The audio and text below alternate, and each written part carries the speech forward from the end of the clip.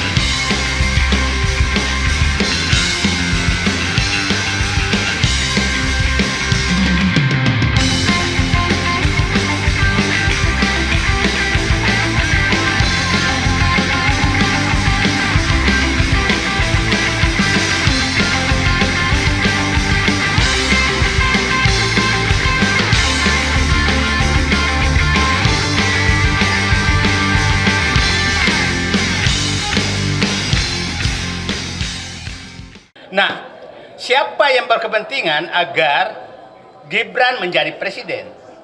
Oligarki. Siapa yang berkepentingan agar Prabowo lemah? Oligarki. Siapa yang berkepentingan sehingga surat perintah 13 Oktober Solo itu terjadi? Itu oligarki. Sehingga berantakan semua. Nah, kita harus ini bahwa apakah Prabowo... Jadi saya menyatakan begini, kekuatan Jokowi itu hanya satu, oligarki saja. Kalau ini kita bisa potong, maka dia sudah tidak punya kekuatan apa-apa. Karena partainya juga sudah nggak ada. Nah, jadi mohon izin saya fokus bahwa ini oligarki, negara ini harus diambil alih oleh rakyat kembali dari oligarki. Dan ingat, di buku Prabowo sebenarnya yang diperjuangkan itu hanya dua. Dia menyatakan, saya masuk ke politik agar bisa membuat kebijakan untuk mengembalikan kedaulatan rakyat dari oligarki. Itu di bukunya beliau katakan. Paradoks. Yang kedua, menyatakan bahwa agar ekonomi kembali ke rakyat dari penguasaan oligarki. Nah, itu saya pikir yang ini. Jadi kita, kalau Pak Prabowo ini, kita semua dua orang ini mau membantu dia untuk melaksanakan bukunya dia itu, Paradoks Indonesia. Kalau beliau tidak melakukan, maka bisa jadi beliaunya jadi paradoks. Itu kan kita nggak mau. Kalau dia jadi paradoks, maka Gibran jadi presiden, gitu kan. Paradoks itu, Prabowo. Hah? Paradoks Prabowo. Nah, tapi itu saya nggak mau karena Gibran jadi presiden, gitu. Nah, Gibran presiden bertepuk tangan oligarki Pantai Utara Jakarta. Nah, terakhir saya ingin meminta pemahaman kita bagaimana sih oligarki mencengkram negara ini dengan sangat terstruktur. Pra kemerdekaan itu oligarki itu membantu tentara rakyat memberikan makan. Dan ingat, oligarki saat itu bukan etnis yang oligarki sekarang. Saya nggak usah jelaskan supaya jelas. Jadi jangan oligarki sekarang seakan-akan berperan terhadap negara. Pada saat zaman kemerdekaan, oligarki yang etnis sekarang itu sama sekali tidak ada yang membantu tentara rakyat berjuang. Nah, Orde Lama, Bung Karno, itu oligarki yang kaya raya yang menyumbang. Monas, Garuda, itu dari Aceh. Bukan oligarki mereka. Pada saat Pak Harto itu oligarkinya, kita sebut nama dulu Jimbaran, itu Pak Harto masih melarang mengambil tanah, masih melarang mengambil tambang, boleh berdagang, tapi di luar tidak boleh masuk ke mengambil hak-hak negara dan hak rakyat. Itu tegas, nggak bisa masuk. Nah, setelah reformasi, oligarki ini melakukan kudeta terhadap konstitusi. Dan kita harus paham, amandemen Undang-Undang Dasar 45 itu tidak lepas dari agenda mereka. Itu agenda mereka tuh, sehingga itu gampang sekali diubah. Terus setelah itu masuklah kudeta dia 2015 oleh Jokowi. Nah, saat itu merasa bahwa ini sudah bebas sekali, maka dia ubah undang-undang apapun sesuai dengan dia, termasuk undang-undang Cipta Kerja. Itu dia lakukan. Itu adalah pesanan oligarki.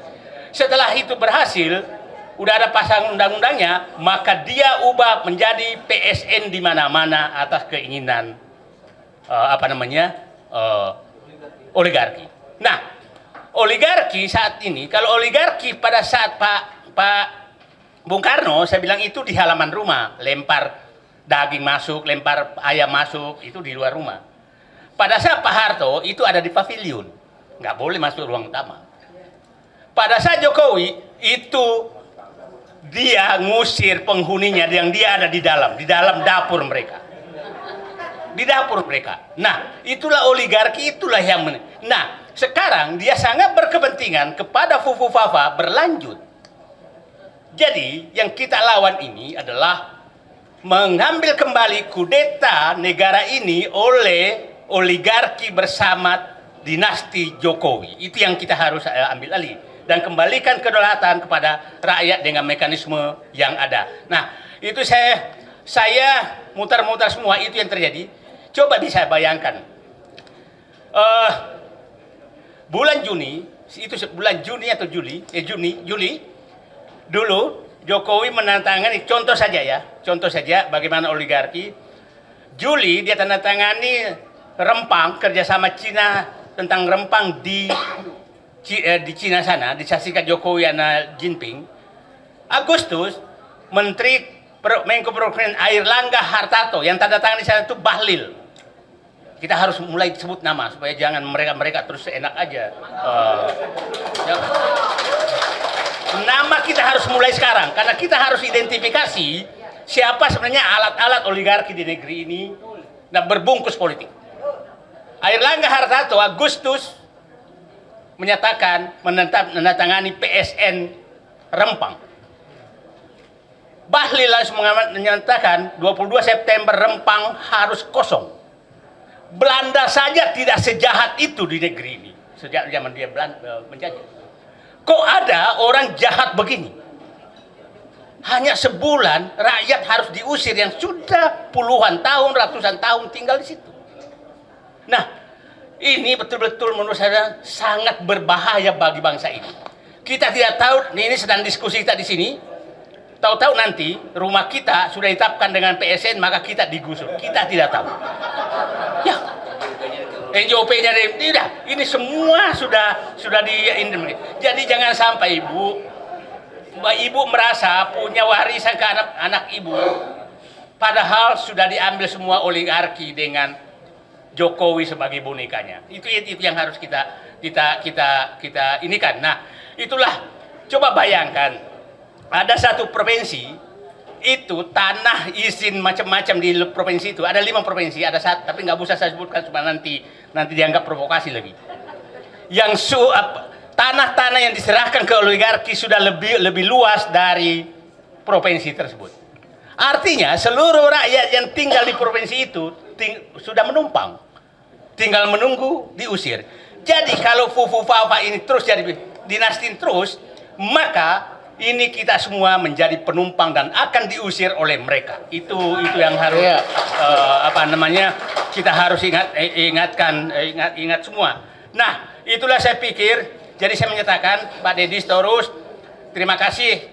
Kami tujuan perjuangan kita sama, melepaskan negeri ini dari kekuasaan dinasti Jokowi bersama oligarki. Oke, saya pikir bukan saatnya kita bersatu menyelamatkan bangsa ini dari oligarki dan memakai boneka Jokowi.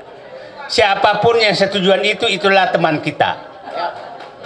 Itu dulu menurut saya yang harus kita lakukan. Dan saya sangat berharap,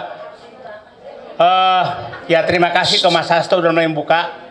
Saya yakin akan membuka yang lain. Saya yakin menteri-menteri yang terdesak nanti, yang ditugaskan macam-macam akan bernyanyi juga. Jadi tinggal menunggu waktu. Saya di dalam pemerintahan 34 tahun. Biasanya di 1 tahun setelah pemerintahan itu akan banyak penyanyi, dan itu nyanyiannya sumbang semua. Nah, tentang pergerakan, saya pikir memang betul. Saya sering menyatakan, kalau terlalu ilmiah, itu rakyat tidak merasa penting.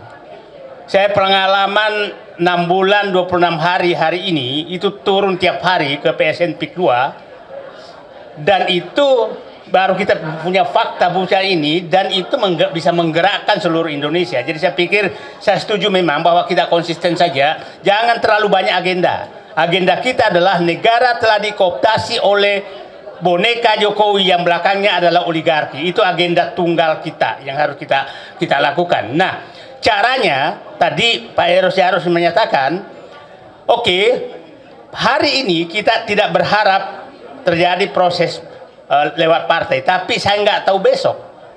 Siapa tahu besok itu terjadi. Nah, itu kita ingatlah. Dulu Gus Dur itu di impeach tuh nggak ribut-ribut awalnya. Tuh apa namanya, setingkat Gus Dur loh, yang menurut saya sangat dihormati, apalagi hanya setingkat Jokowi. Nah, yang perlu kita hilangkan di pikiran kita semua adalah ini seakan-akan Jokowi ini orang kuat. Itu hilangkan, bukan siapa-siapa, karena dia sudah merusak rakyat. Itu menurut saya yang harus kita hilangkan dulu.